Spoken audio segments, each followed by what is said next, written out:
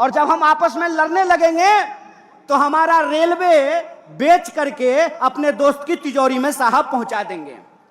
साहब ने कहा कि हम ट्रेन के डब्बे में चाय बेचते थे। गुरु, हम आपको चाय बेचते हुए तो नहीं देखे हैं, लेकिन रेलवे बेचते हुए आपको देख रहे हैं।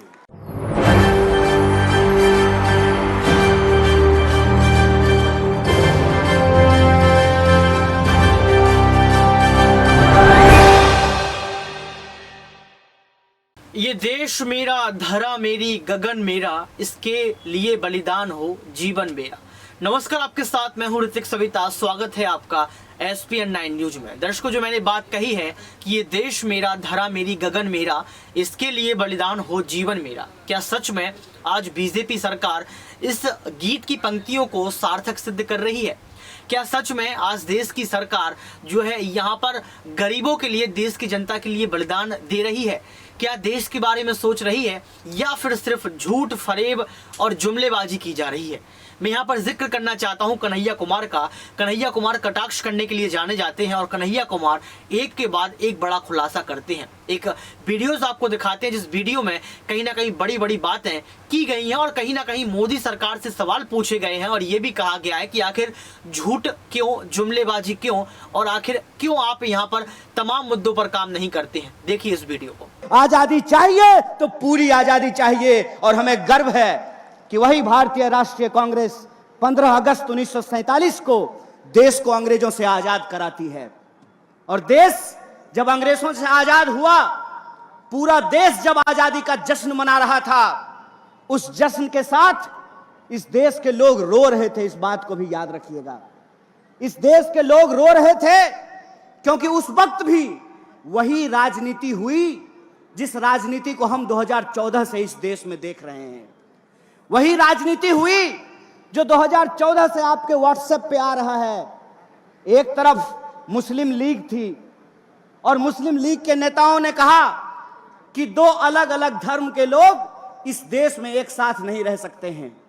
दूसरी तरफ हिंदू महासभा थी जिसने कहा कि दो अलग अलग धर्म के लोग साथ में नहीं रह सकते हैं। लेकिन इतिहास याद रखिएगा, बड़े शर्म की बात है कि हिंदू महासभा और मुस्लिम लीग साथ में मिलकर के सरकार बना ली थी। इस बात को याद रखिएगा। यह बात आज जब हम पार्टी की स्थापना दिवस मना रहे हैं तो एक एक कार्यकर्ताओं को याद रखने की जरूरत है कि जो आजादी 15 अगस्त 1947 को इस देश को भारतीय राष्ट्रीय कांग्रेस ने दिलाया है, उस आजादी को अगर कोई बचा सकता है, जिस सपने को महात्मा गांधी ने इस देश में देखा है, उस सपने को अगर कोई बचा सकता है तो उस पार्टी का नाम भारतीय राष्ट्रीय कांग्रेस है और उस नेता का नाम राहुल गांधी है। इस बात को याद रखिएगा। इस बात को याद रखिएगा। जब मैं छोटा था तो मैं अपनी दादी से ये सवाल पूछता था कि दादी ये बताओ, देश जब अंग्रेजों के खिलाफ लड़ रहा था तो दादाजी क्या कर रहे थे? तो मेरी दादी कहती थी, बेटा, गरीब लोगों के लिए रोजी रोटी प्राप्त करना आजादी प्राप्त करने से कम नहीं होता है। इस बात को याद रखना। जो साधारण लोग होते हैं अपने रोजी रोटी के लिए संघर्ष कर रहे होते हैं।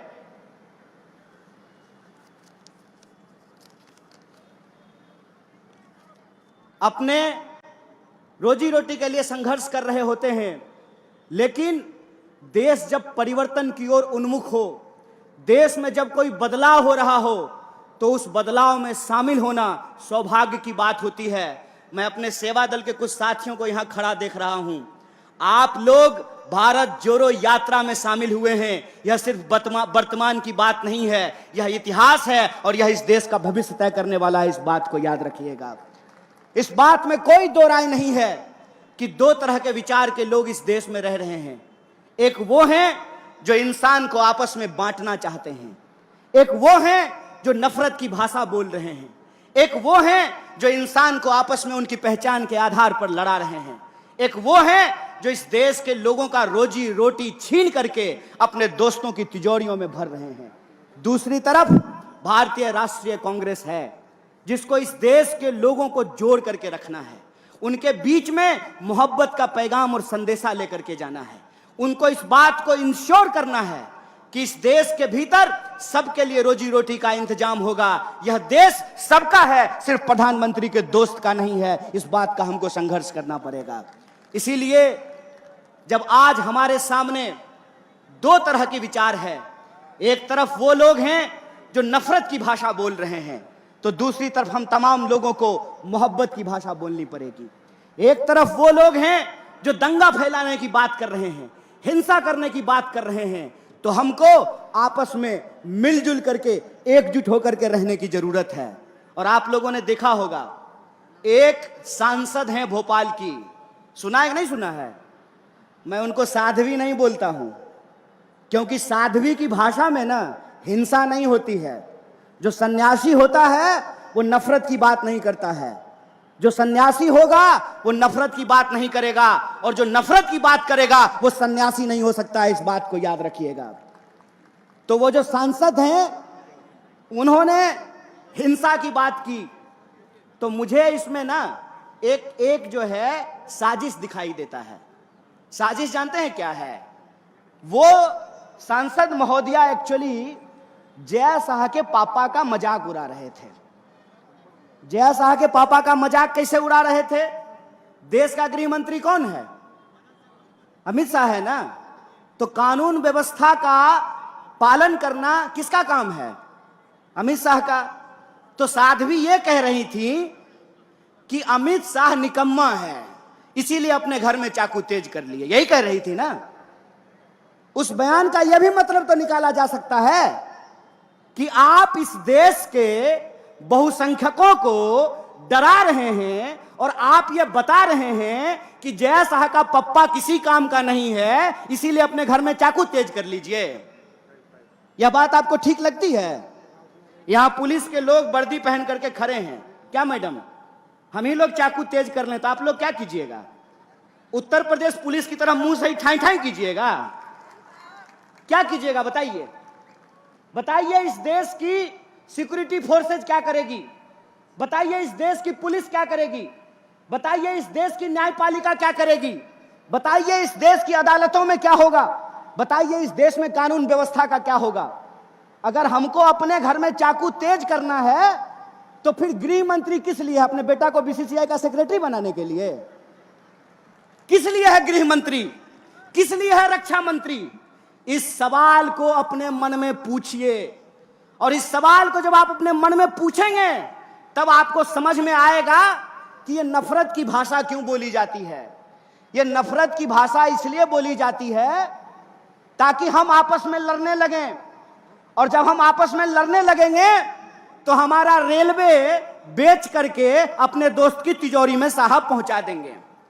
साहब ने कहा कि हम ट्रेन के डब्बे में चाय बेचते थे।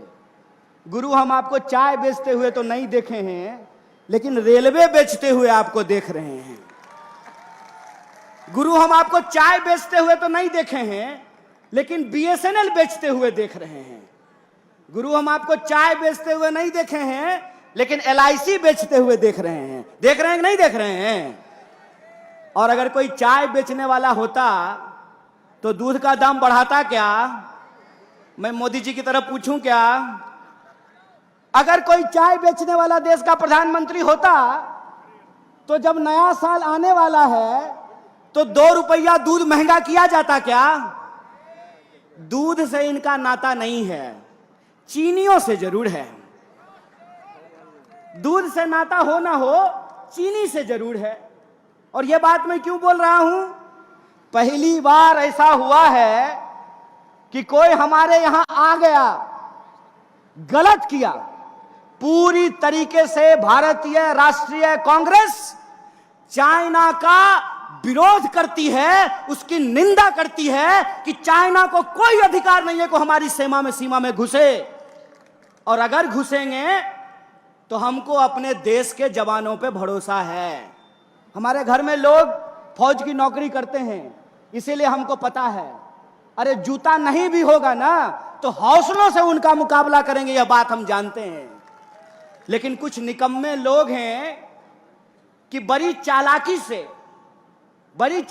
से वर्दी के पीछे छुप जाते हैं। कभी वर्दी को बदनाम कर देते हैं, कभी वर्दी के पीछे छुप जाते हैं।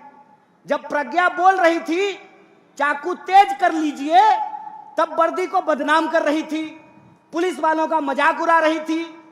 और जब सरकार से सवाल पूछा गया तो वर्दी के पीछे छुप गए।